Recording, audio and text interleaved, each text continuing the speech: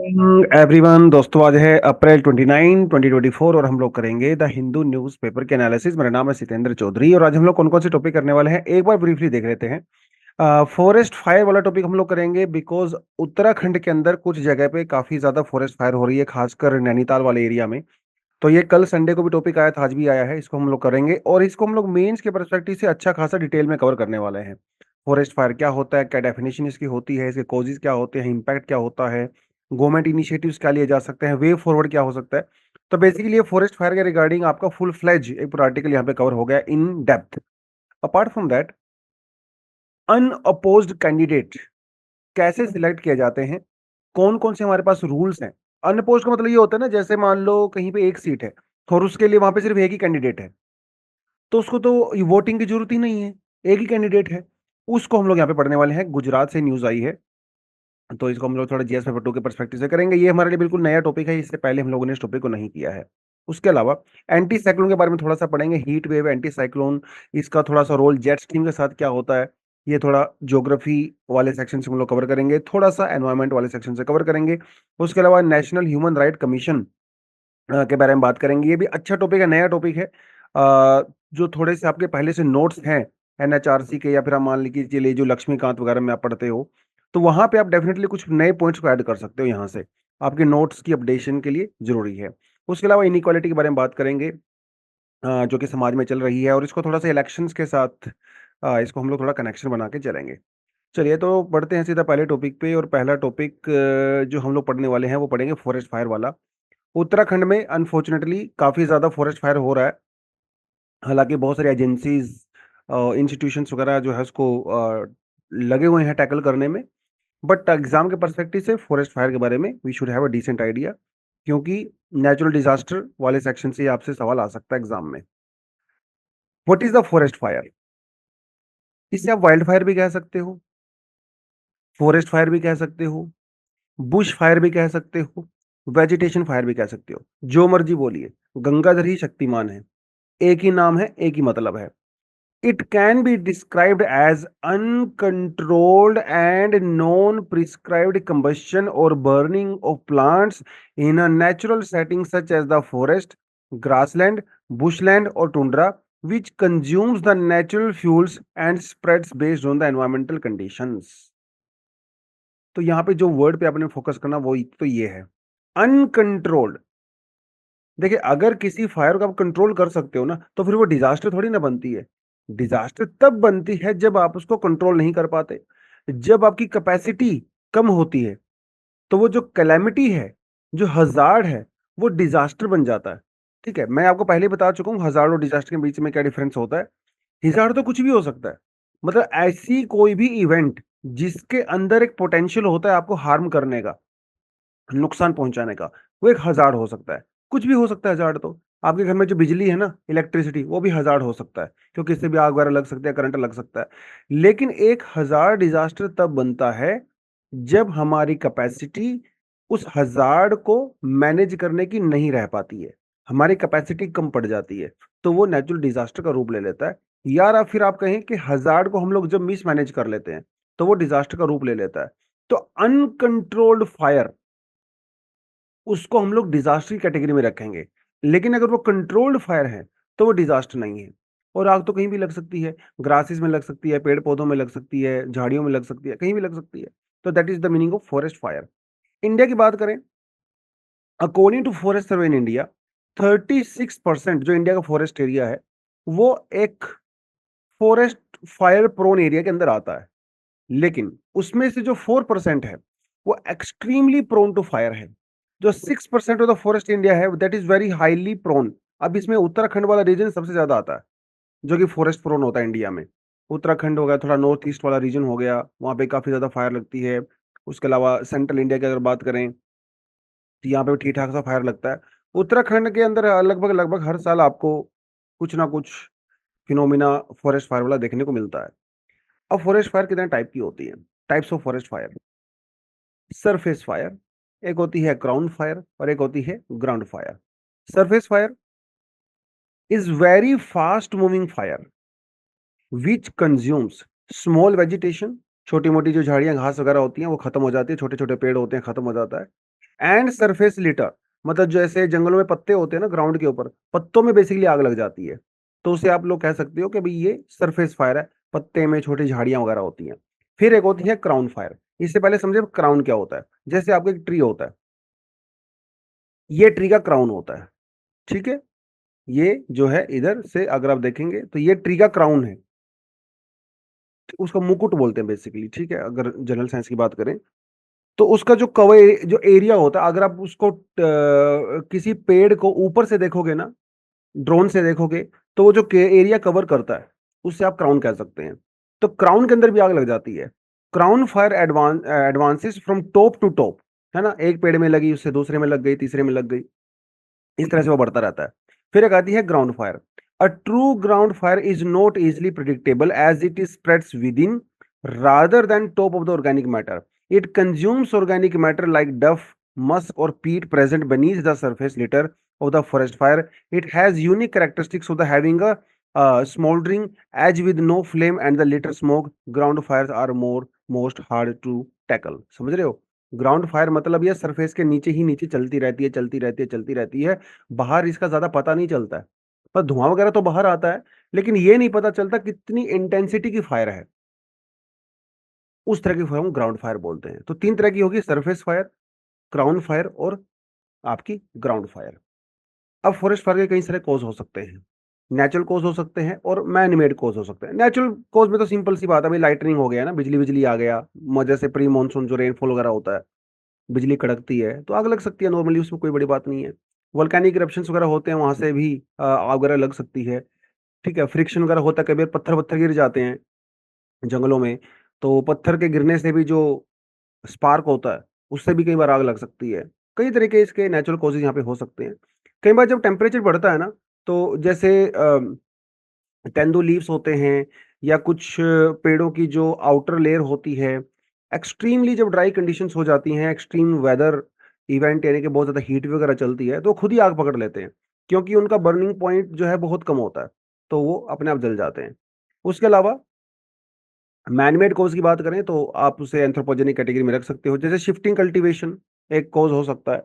तो shifting cultivation में यही किया जाता है, basically a piece of land जो होता है उसकी साफ सफाई कर दी जाती है। जैसे मान लो आप वैसे तो आपको मैं बहुत बार बता चुका हूँ शिफ्टिंग कल्टीवेशन के बारे में। तो जैसे ये एक बहुत बड़ा जंगल का एरिया है, तो कई बार लोकल ट्राइबल्स क्या करते हैं, उसमें से एक छोटा सा पीस ऑफ लैंड को क्लियर कर लेते हैं। क्लियर कर कैसे करेंगे, इसके अंदर आग लगा देते हैं। तो जैसे ये पे इसे साफ कर दिया, अब वहां पे क्या करेंगे, थोड़े 2 3 4 साल के लिए एग्रीकल्चर करेंगे, फिर वही एरिया को छोड़ देंगे, कहीं और पे चलेंगे। यहाँ पे फिर वही सेम चीज होती है, जंगल इसमें पेड़ पौधों के अंदर सफाई की जाती है, आग लगाई जाती है, इस एरिया को अबैंडन करके नई जगह पे शिफ्ट हो जाते हैं। तो बेसिकली शिफ्टिंग कल्टीवेशन में फॉरेस्ट फायर एक बड़ा इंपॉर्टेंट रोल प्ले करती है। लेकिन कई बार ये जो फायर है ना, वो अनकंट्रोल्ड हो जाती है। देखिए, ट्रेडिशनल मेथड होते हैं जंगलों को साफ करने के, क्योंकि यहाँ पे जो लोग रह रहे हैं वो हजारों साल से रह रहे हैं, तो सफाई कर रहे हैं। कभी कभी ये अनकंट्रोल्ड हो सकती है। मान लो जब आपने आग लगाई, शायद वहां पे विंड नहीं चल रही हो, और आपने अगर आग लगा दी तो वहां पे विंड चल पड़ी बहुत तेज, तो विंड से तो आग स्प्रेड हो ही जाती है। तो शिफ्टिंग कल्टीवेशन एक एंथ्रोपोजेनिक यानी कि मैन मेड कॉज यहाँ पे हो सकता है। टेंडू लीव्स वगैरह जो है बहुत जल्दी आग पकड़ लेते हैं। कई बार लोग क्या करते हैं ना, जंगल के एरिया को लैंड पे एंक्रोचमेंट करने के लिए भी सब कर लेते हैं। कई बार भाई ऐसा होता है, गांव वाले खुद जंगल की सफाई कर देते हैं आग लगा के। और बहुत बार ऐसा होता है कि फॉरेस्ट डिपार्टमेंट के साथ किसी का झगड़ा हो, है ना, तो बदला लेने की भावना से भी आग लगाई जा सकती है। बहुत सारे कॉज हो सकते हैं। कई बार ऐसा भी होता है कि भाई टूरिस्ट लोग हैं, ठीक है, वो गए हुए हैं वहाँ पे, कैंपिंग वैम्पिंग कर रहे हैं, खाना वाना बना रहे हैं, तो उनसे भी आग लग सकती है। कई बार ऐसा हो सकता है, ट्रांसफॉर्मर्स वगैरह होते हैं बिजली वाले, उनसे भी कभी कभी हो सकता है ना। तो बड़े तरीके हैं। कई बार लोग जानबूझ के भी आग लगा देते हैं, शराब शुरू पिए होते हैं लोग, नशे में आग लगा के भाग जाते हैं वहां से, राइट। कई तरीके की चीजें ऐसे हो सकती हैं। कई बार जंगल के आसपास जो खेत होते हैं, लोग उनमें अंदर आग लगा देते हैं, तो वो जंगल तक चली जाती है, राइट। तो कई सारे कॉज हो सकते हैं फॉरेस्ट फायर के। लेकिन गवर्नमेंट ने क्या किया है अब तक फॉरेस्ट फायर को लेके। देखिए, हालांकि बस आपको इसमें याद रखना है, इनका कोई बहुत सक्सेस रेट नहीं है इन इनिशिएटिव्स का। But we have a national action plan on the forest fire, जो कि minister of environment, forest and climate change ने बनाया था। इसके अंदर होता क्या है, बेसिकली जहाँ पे आग लगती है ना, वहाँ पे पहले से इन्फॉर्म कर दिया जाता है, और लोकल जो फॉरेस्ट डिपार्टमेंट्स होते हैं उनके साथ कम्युनिकेट कर लिया जाता है। उसके अलावा हमारे पास एक सेंट्रल मॉनिटरिंग कमेटी भी है, specially for the forest fire. और कुछ centre sponsored forest fire prevention and the management schemes हैं, जो कि स्टेट गवर्नमेंट्स वगैरह को फंडिंग करती हैं, स्पेशली उन स्टेट्स को जहाँ पे फॉरेस्ट फायर के केसेस ज़्यादा होते हैं। इम्पैक्ट क्या होता है इन तरह की फॉरेस्ट फायर का? सबसे बड़ी बात है बायोडाइवर्सिटी चेंज। भैया जंगल ही अगर आग लग गई तो बायोडाइवर्सिटी कहाँ बचेगी? वहाँ पे तो जो फ्लोरा एंड फौना था सब जल के मर जाते हैं बेचारे, राइट? अब जैसे हिमालय का एग्जांपल है, हिमालयाज़ में फॉरेस्ट फायर जो इतनी फ्रीक्वेंट होती है, जिसकी वजह से वहाँ पे जो ओक ट्रीज़ होते हैं, वो ग्रो ही नहीं कर पाते, और जो पाइन ट्रीज़ होते हैं, वो ग्रो कर लेते हैं, क्योंकि पाइन ट्रीज़ के अंदर आसानी से आग नहीं लगती है, तो ये सर्वाइव कर सकते हैं, लेकिन ओक ट्री सर्वाइव नहीं कर सकते, तो बायोडाइवर्सिटी अपने आप ही कम हो गया, क्योंकि वहाँ पे सिर्फ एक पर्टिकुलर टाइप का ट्री ही ग्रो कर रहा है, बायोडाइवर्सिटी नहीं है। सोइल मॉइस्चर कम होता है, ऑब्वियसली आग लगेगी तो जो मॉइस्चर होता है सोइल के अंदर वो तो रिमूव हो ही जाता है। सोइल मॉइस्चर कम होता है तो आने वाले समय में, फ्यूचर में जो वेजिटेशन है उसकी ग्रोथ भी स्लो होती है, क्योंकि सोइल के अंदर मॉइस्चर ही नहीं है। तो सोइल के अंदर मॉइस्चर नहीं होगा तो प्लांट्स को न्यूट्रिशन कैसे जाएगा? वाटर इनफिल्ट्रेशन की समस्या यहाँ पे हो जाती है। आग लगने के बाद जो सोइल होती है वो इम्परवियस हो जाती है, तो बारिश वारिश होती है तो पानी नीचे जा नहीं पाता। अब उससे होता क्या है, सोइल इरोजन होता है, फ्लडिंग के चांसेस बढ़ जाते हैं, फिर माइक्रो क्लाइमेटिक चेंजेस होने शुरू हो जाते हैं, जो लिटर होता है वो सब आपका साफ सफाया हो जाता है ना, छोटे छोटे जो सीड्स थे वो सब जल जाते हैं। आग लगने से जो हमारा सरफेस होता है वो डार्क हो जाता है, ठीक है? डार्क सरफेस ज्यादा टेम्परेचर को, ज्यादा हीट को एब्जॉर्ब करता है, तो पहले से ही वहां पे आग लगी हुई है, उसके बाद में भी जब वो सरफेस डार्क हो जाता है तो टेम्परेचर बढ़ जाता है। ये सब कुछ इम्पैक्ट जो है फॉरेस्ट फायर के हो सकते हैं। हालांकि फॉरेस्ट फायर के कुछ बेनिफिट भी हो सकते हैं। कई बार जो वीड्स वगैरह होती हैं वो सब साफ सफाई हो जाती है, ऐसा भी देखने को पाया गया है। और जो अननेसेसरी ग्रोथ होती है वो थोड़ा सा रुक जाती है फॉरेस्ट फायर की वजह से। और फॉरेस्ट फायर की वजह से एक बात ये भी देखी जाती है कि जो उसके आग लगने के बाद जो सेकेंडरी सक्सेशन होता है वो काफी फास्ट होता है, क्योंकि आग लगने से कुछ फर्टिलाइजर्स जो है वो भी ऐड हो जाते हैं आपकी सोइल के अंदर।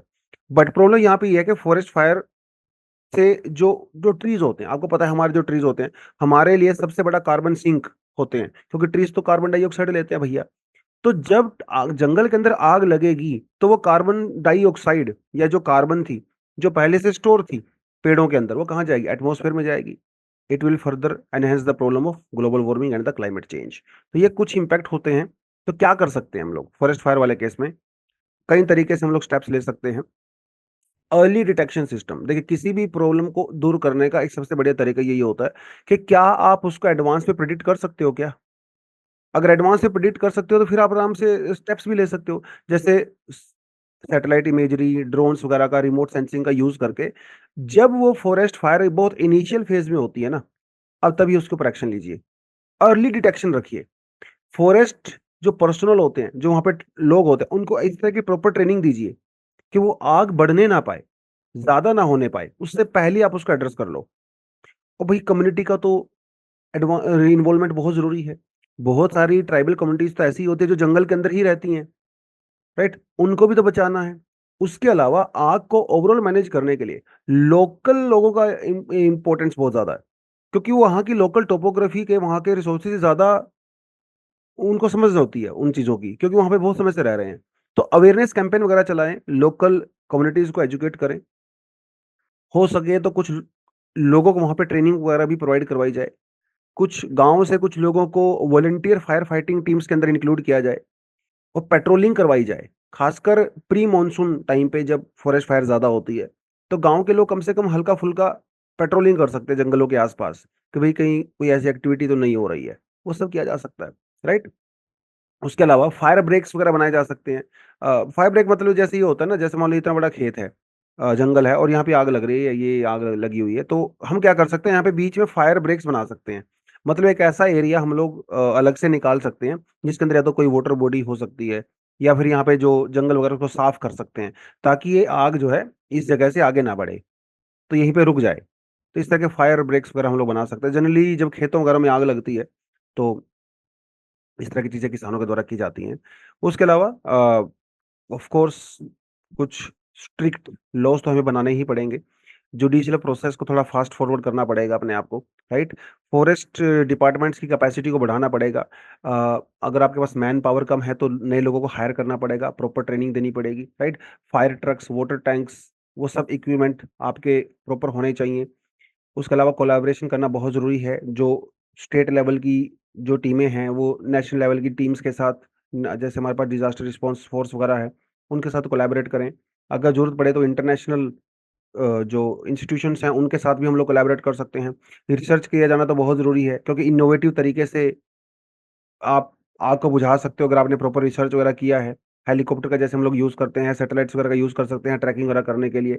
प्रिडिक्टिव मॉडल्स आप बहुत स्ट्रॉन्ग बना सकते हो, ताकि आपको एडवांस में पता चल जाए कि यहाँ पे आग लगने के चांसेस हैं, ताकि आप प्रीएम्प्टिव स्टेप्स वहाँ पे ले सको। तो ऐसी कुछ-कुछ चीज़ें डेफिनिटली हम लोग यहाँ पे कर सकते हैं। चलिए, नेक्स्ट अपने पास आर्टिकल आता है इलेक्टेड अनअपोज्ड। ये क्या मतलब है इसका? ये कल संडे वाले दिन आया था, अच्छा आर्टिकल था, तो इसके लिए सोचा मैंने आज आपको कवर कर देता हूँ। बेसिकली न्यूज़ है गुजरात से है, और गुजरात में के सूरत से न्यूज़ आती है। वहाँ पे जो बीजेपी के कैंडिडेट हैं, उनको अनअपोज्ड इलेक्ट कर दिया गया है। मतलब वहाँ पे इलेक्शंस नहीं होंगे। मेरा कहने का सीधा मतलब ये है।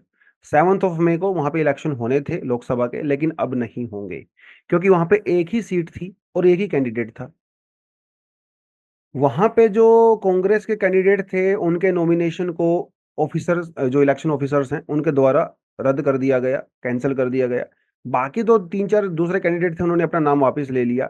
इसीलिए एक सीट के ऊपर सिर्फ एक ही कैंडिडेट बचा हुआ है, और इसी वजह से उनको अनअपोज्ड बिना किसी इलेक्शन के इलेक्ट कर दिया गया है। ठीक है? क्योंकि कांग्रेस कैंडिडेट का नॉमिनेशन पेपर रिजेक्ट हो गया।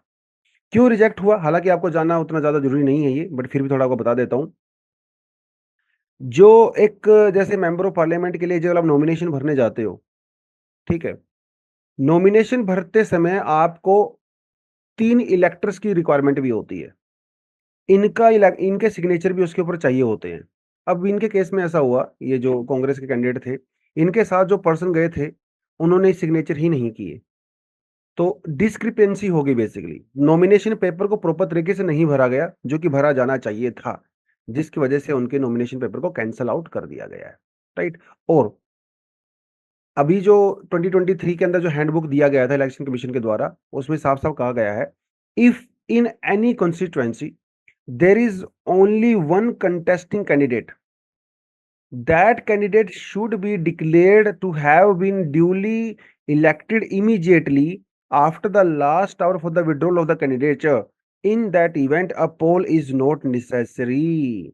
मतलब अगर एक ही सीट है और एक ही कैंडिडेट है, तो उसको इमीडिएटली उसको कर दिया जाए, विनर डिक्लेयर कर दिया जाए, और किसी तरह के इलेक्शन की कोई भी रिक्वायरमेंट वहाँ पे नहीं होती है। तो ये रूल है हमारे पास। बेसिकली हमारा जो रिप्रेजेंटेशन ऑफ पीपल एक्ट है 1951, वो ये पावर देता है इलेक्शन कमीशन ऑफ इंडिया को। वो कहता है देखो भाई, अगर एक सीट है और ज़्यादा मेंबर हैं, कैंडिडेट हैं, तो वहाँ पे तो इलेक्शन आपको लेना ही पड़ेगा, ठीक है? अगर जितनी सीट हैं, उतने ही कैंडिडेट हैं, ठीक है? तो उनको आप डिक्लेयर कर दीजिए विनर। अगर सीटें ज़्यादा हैं, कैंडिडेट कम है, तो वहाँ पे भी आप कैंडिडेट को डिक्लेयर कर दीजिए विनर। आपको किसी तरह की कोई भी इलेक्शन की रिक्वायरमेंट नहीं है, ऐसा रिप्रेजेंटेशन ऑफ पीपल एक्ट यहाँ पे कह रहा है। तो ये थोड़ा-सा रूल आपको यहाँ पे पता होने चाहिए। ठीक है? तो आपकी जो लक्ष्मीकांत वगैरह से अगर आप पढ़ते हो, तो वहाँ पे इसको आप अपडेट कर सकते हो। ठीक है? चलिए थोड़ा आगे बढ़ें। Anticyclones hanging even now over India link warming to heat. ठीक है? देखिए अभी इलेक्शन का टाइम तो चल ही रहा है। अप्रैल और मई के महीने में, and you can say in the middle of June also.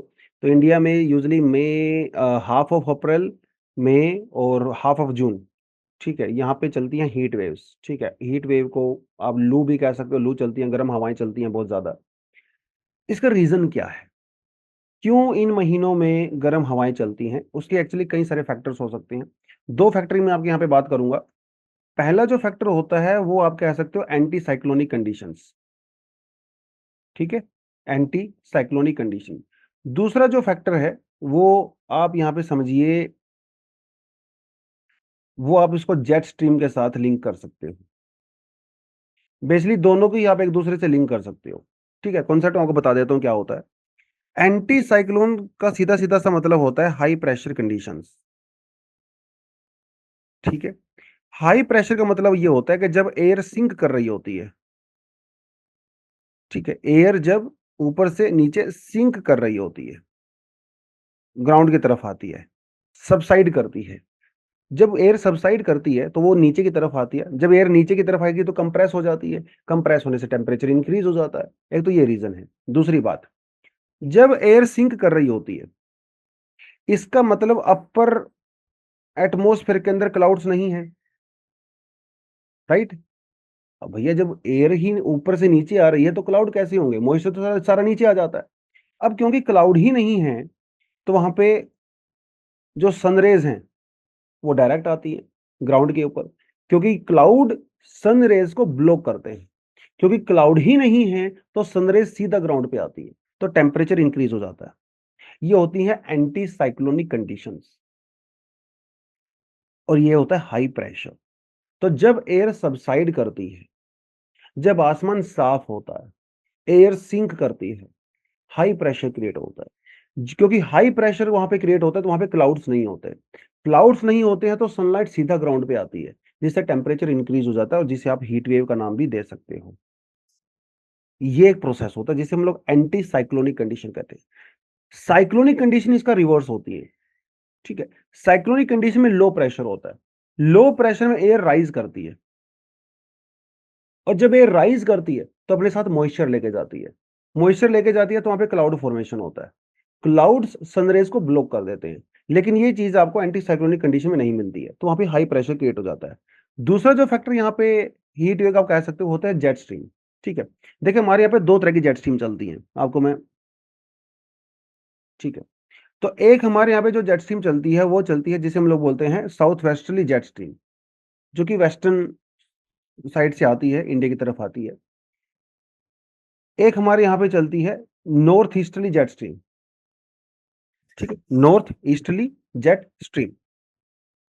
Actually होती तो एक ही है, ये थोड़ा घूम के तिब्बत की तरफ साइड से जो है वापस आती है, साउथ वेस्टर्ली जेट स्ट्रीम और north easterly jet stream.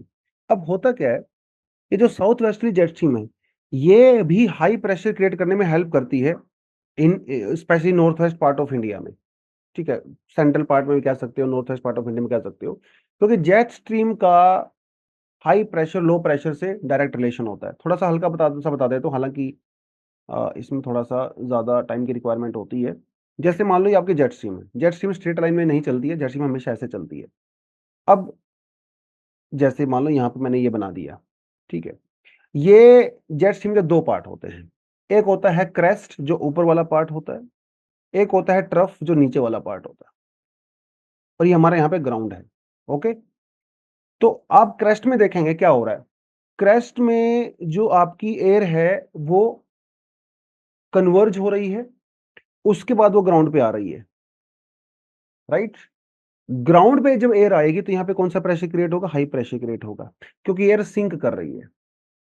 Trough में क्या होता है, ट्रफ में चीजें अपोजिट चलती हैं। ट्रफ में ये देखिए जरा यहां से, ठीक है, ये आपका ट्रफ है, ये आपका ट्रफ है। तो ट्रफ में जो है एयर इस पॉइंट पे डाइवर्ज हो रही है, क्रेस्ट में इस पॉइंट पे कन्वर्ज हो रही है। तो जब एयर ऊपर की तरफ डाइवर्ज होगी तो नीचे की तरफ कन्वर्जेंस होगा, कन्वर्जेंस जब होता है तो लो प्रेशर होगा, क्योंकि राइज कर रही है ना, तो लो प्रेशर हुआ। यहां पे सिंक कर रही थी तो हाई प्रेशर हो गया था, सिंपल। तो क्रेस्ट और ट्रफ जो जेट स्ट्रीम की होती है उसके ऊपर भी डिपेंड करता है कि ग्राउंड पे हाई प्रेशर होगा या लो प्रेशर होगा, ठीक है। अगर आपके ऊपर ट्रफ है तो वहां पे लो प्रेशर होगा, अगर आपके ऊपर क्रेस्ट है जेट स्ट्रीम का तो वहां पे हाई प्रेशर क्रिएट होगा। और मई अप्रैल मई के टाइम पे क्या होता है, north west part of India में क्या होता है, यहां पे जेट स्ट्रीम का क्रेस्ट होता है, इसी वजह से ग्राउंड पे हाई प्रेशर होता है। देखिए यूजली ना बच्चे ऐसा समझते हैं, लोग भी ऐसा समझते हैं कि जब हाई टेम्परेचर होता है तो लो प्रेशर होता है, ऐसा जरूरी नहीं है। हाई टेम्परेचर होने से लो प्रेशर होगा ऐसा जरूरी नहीं है। हाई टेम्परेचर होने से हाई प्रेशर भी हो सकता है, जैसा कि हीट वेव के केस में होता है। हाई प्रेशर जब होता है तो वहां पे हाई टेम्परेचर होता है, ठीक है। आप प्रेशर के रिलेशन को ना एयर के साथ लिंक करें। जब एयर राइज कर रही होगी तो वहां पे हमेशा लो प्रेशर होगा, जब एयर सिंक कर रही होगी तो वहां पे हमेशा हाई प्रेशर होगा, ठीक है। टेम्परेचर प्रेशर के बीच में डायरेक्ट रिलेशन नहीं होता, डिपेंड करता है। कभी कभी हो भी सकता है, कभी कभी नहीं भी हो सकता है, लेकिन ये जो रिलेशन है ये हमेशा यूनिवर्सल ट्रू रहता है। एयर राइज करेगी तो लो प्रेशर होगा, एयर सिंक करेगी तो हाई प्रेशर होगा, और जब हाई प्रेशर होगा तो वहां पे हाई टेम्परेचर कंडीशंस होती है, क्योंकि क्लाउड होते नहीं है, सनलाइट पूरे का पूरा ग्राउंड पे आ जाता है। तो उसी कॉन्टेक्स्ट में बेसिकली आर्टिकल था जो यहाँ पे समझाने की यहाँ पे इन्होंने कोशिश किया था। तो मार्च के महीने से ही एंटी साइक्लोनिक कंडीशंस वो डेवलप हो गई हैं नॉर्थ इंडियन ओशन के अंदर भी, north west part of India में भी, जिसकी वजह से यहाँ पे हीट वेव चल रही है। राइट, इलेक्शन का टाइम है तो हीट वेव का इम्पैक्ट थोड़ा तो पड़ा ही होगा इलेक्शन के ऊपर भी डेफिनेटली। राइट, थोड़ा आगे बढ़े। NHRC accreditation status faces review test this weekend after being on hold. देखिए क्या है पूरा मामला। हमारे पास ना एक ऑर्गेनाइजेशन होती है जिसे हम लोग कहते हैं GANHRI। ठीक है, ये क्या है? ये एक global alliance of national human right institutions है। बेसिकली वर्ल्ड के अंदर जितने भी कंट्रीज के अंदर नेशनल ह्यूमन राइट कमीशन है, उनका एक एक ग्रुप है बेसिकली, ये all over the world. United nation के द्वारा इसको रिकॉग्नाइज किया गया है। और ये लोग क्या करते हैं, जितने भी इनके मेंबर होते हैं ना, उनका रिव्यू करती है टाइम टू टाइम कि उन कंट्रीज का जो ह्यूमन राइट कमीशन है वो कैसा परफॉर्म कर रहे हैं। उसके बेसिस पे उनको रेटिंग दी जाती है। दो रेटिंग होती है, ए और बी। और आपकी कंट्री में अगर ह्यूमन राइट कमीशन अच्छा काम कर रही है तो आपको ए रेटिंग मिलेगा, नहीं कर रही है तो बी रेटिंग मिलेगा। ठीक है, 1993 में इसको बनाया गया था। ओके, इंडिया इसका पार्ट बना था 1999 के अंदर। इंडिया का अभी तक का परफॉर्मेंस लगभग लगभग ठीक रहा है। 2006 और 2011 के अंदर, ठीक है, इंडिया का स्टेटस जो है ए रैंकिंग था, मतलब अच्छा परफॉर्म कर रहे थे हम लोग। अनफॉर्चुनेटली 2016 में हमारी रैंकिंग थोड़ी डाउन चली गई थी, बी हो गई थी बेसिकली, क्योंकि इंडिया में ह्यूमन राइट वायलेशन हो रहे थे, ऐसा इनका मानना था। हालांकि बाद में स्टेटस को ए कर दिया गया था। अभी स्टेटस हमारा ए है। और अभी सरकार को ये डर लग रहा है, क्योंकि 1 मई को दोबारा मीटिंग होगी, कि शायद इंडिया के स्टेटस को डिग्रेड किया जा सकता है। इसलिए हम थोड़ा हाथ पैर मारने की कोशिश कर रहे हैं, कई सारी कंट्री के साथ बातचीत भी कर रहे हैं, वो सब हो रहा है। तो वो है यहाँ पे मामला। दिक्कत क्या है? दिक्कत ये है कि जो ह्यूमन राइट कमीशंस हैं ऑल ओवर द वर्ल्ड, या जो एनजीओ वगैरह हैं, वो थोड़ा सा इंडिया में ह्यूमन राइट वायलेशंस को लेकर थोड़ा सा कंसर्न है। क्यों है? कुछ एग्जांपल इन्होंने यहाँ पे दिए हैं। जैसे हम इंडिया का जो नेशनल ह्यूमन राइट कमीशन है, कुछ इन्वेस्टिगेशन के दौरान ये पाया गया कि कुछ पुलिस ऑफिसर्स को वहां पे इंक्लूड किया गया है। तो भाई आप ह्यूमन राइट वायलेशन में पुलिस ऑफिसर्स को इंक्लूड नहीं कर सकते, because that is a conflict of interest. मतलब आप पुलिस, मान लो पुलिस ब्रुटैलिटी के अगेंस्ट में अगर आप इन्वेस्टिगेशन कर रहे हो और एक पुलिस ऑफिसर को ही इंक्लूड कर रहे हो, तो सीधा सीधा कॉन्फ्लिक्ट ऑफ इंटरेस्ट है। राइट, उसके अलावा गवर्नमेंट का इंटरफेरेंस काफी ज्यादा है इंडिया में ह्यूमन राइट कमीशन के अंदर, ऐसा कमेटी ने ऑब्जर्व किया है। दुनिया में कई तरह के ऐसे ह्यूमन राइट ग्रुप्स हैं, जैसे एमनेस्टी इंटरनेशनल, ठीक है, दुनिया भर के हैं, जिन्होंने कहा है कि भैया इंडिया में ह्यूमन राइट का जो है कुछ खास रिस्पेक्ट नहीं की जाती है। इन्होंने time and again United nation के अंदर भी सवाल उठाए हैं और इंडिया की रैंकिंग को कम करने की कोशिश की है। उसके अलावा ये रिपोर्ट में पाया गया था लास्ट ईयर कि जो इंडिया का new national human right commission है, पहली बात तो यहाँ पे वैकेंसी काफ़ी ज़्यादा है। उसके अलावा रिलीजियस माइनॉरिटी लोगों को यहाँ पे इंक्लूड नहीं किया गया, वीमेन को यहाँ पे इंक्लूड नहीं किया गया बहुत ज़्यादा, SC STs को यहाँ पे ज़्यादा इंक्लूड नहीं किया गया। तो डाइवर्सिफिकेशन नहीं है बेसिकली, ये इनका मानना था। और हो सकता है कि इंडिया की रैंकिंग को अभी डिग्रेड कर दिया जाए 2024 के अंदर, ऐसा हो सकता है। तो इसलिए थोड़ा सा आर्टिकल ये न्यूज़ में था। ठीक है, तो थोड़ा सा क्योंकि न्यूज़ में रहा है तो थोड़ा आपके बारे में, इसके बारे में इन्फॉर्मेशन होनी चाहिए। जेनेवा स्विट्जरलैंड के अंदर इसका सेक्रेटेरिएट है। इंडिया भी इसका मेंबर है। तो आपसे कई बार ऐसा सवाल भी पूछ लेता है कि इनमें से किसके अंदर इंडिया मेंबर नहीं है। ठीक है, याद रखना है, इसके अंदर इंडिया मेंबर है। अब इसका नुकसान क्या है?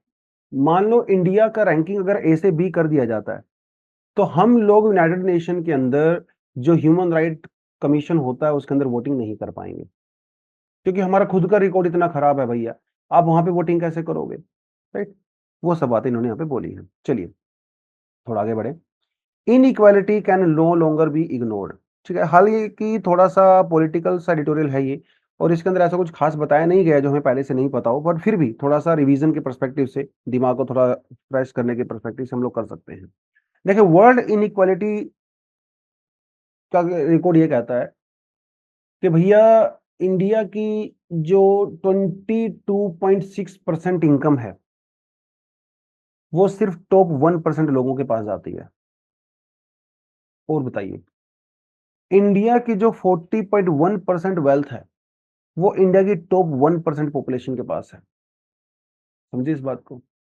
तो जिस प्रिंसिपल पे हम लोग काम कर रहे हैं, जिसे कुछ लोग ट्रिकल डाउन इफेक्ट भी कहते हैं, ठीक है, दैट इज नॉट सक्सेसफुल, वो फेल हो रहा है। ये ट्रिकल डाउन क्या होता है? ट्रिकल डाउन में हम लोग वेल्थ क्रिएटर्स को सपोर्ट करते हैं। ट्रिकल डाउन में हम लोग प्राइवेट सेक्टर को सपोर्ट करते हैं। ट्रिकल डाउन में यह माना जाता है कि अगर बड़ी बड़ी कंपनीज, प्राइवेट कंपनी स्पेशली, अगर वो ग्रो करेंगी तो धीरे धीरे वो ग्रोथ आपको नीचे भी आएगी। ऐसा लोगों का यूजुअली इसके दौरान मानना होता है। यानी कि जब ऊपर से ग्रो करेगा समाज, सोसाइटी, इकोनॉमी, तो धीरे धीरे धीरे धीरे उसका इंपैक्ट नीचे की तरफ आएगा। इसे ट्रिकल डाउन कहते हैं। ऐसा माना जाता था, बट इसका साइड इफेक्ट ये हुआ कि ट्रिकल डाउन तो भैया हुआ नहीं, लेकिन इसमें बिलीव करने की वजह से टॉप 1% लोगों के पास 40% वेल्थ चला गया। देखा जाए लॉजिक से, ये जो 40% है इसको धीरे धीरे नीचे आना चाहिए था, लेकिन आया नहीं। और सिर्फ इंडिया की बात नहीं है, ये ऑल ओवर द वर्ल्ड चल रहा है, पूरी दुनिया में ये चल रहा है। खासकर उन कंट्री में जहां पे कैपिटलिज्म थोड़ा ज्यादा गवर्नमेंट सपोर्ट करती है। इंडिया में जो सिनेरियो, क्योंकि इंडिया तो एक वेलफेयर स्टेट है, कॉन्स्टिट्यूशनली हम लोग वेलफेयर सोशलिस्ट, हमारे तो प्रियम्बल के अंदर भी मेंशन किया गया हम लोग सोशलिस्ट हैं, वेलफेयर स्टेट हैं हम लोग। तो हमारा तो फर्ज बनता है, गवर्नमेंट का ड्यूटी है गवर्नमेंट की, कि वो लोग पुअर लोगों को अपलिफ्टमेंट करें, मार्जिनलाइज सेक्शन को अपलिफ्ट करें। कैसे किया जाता है?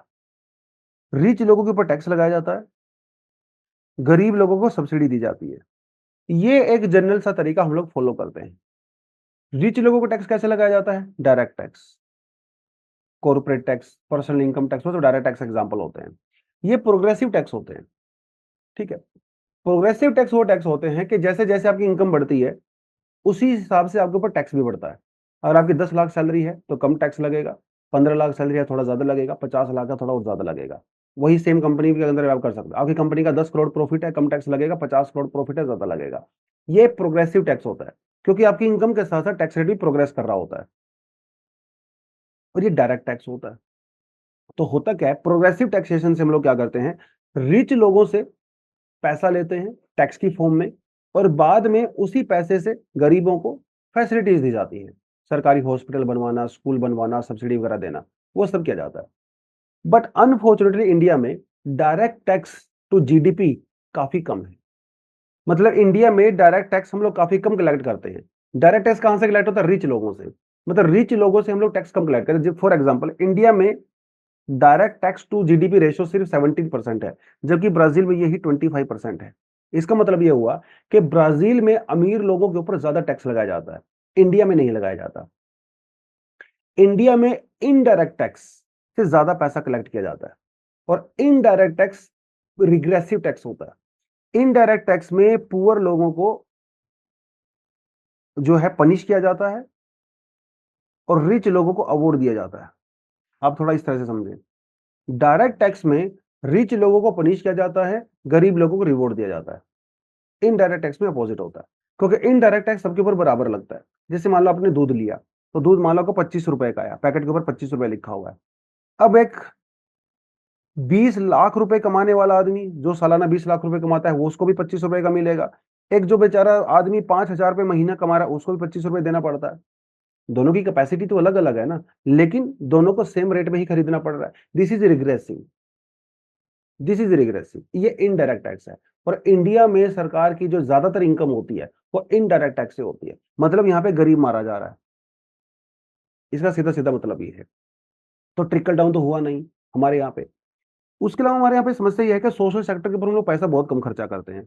एक सोशलिस्ट कंट्री होते हुए भी, वेलफेयर कंट्री होते हुए भी, अपने जीडीपी का बहुत ही कम फोकस करते हैं। 1.3% ऑफ अपनी जीडीपी का हम लोग सिर्फ हेल्थ वगैरह के ऊपर खर्चा करते हैं। जबकि ये 2.5 को टारगेट रखा था सरकार ने, ठीक है, as per national health policy, जो कि इस सिनेरियो के हिसाब से काफी मुश्किल लग रहा है।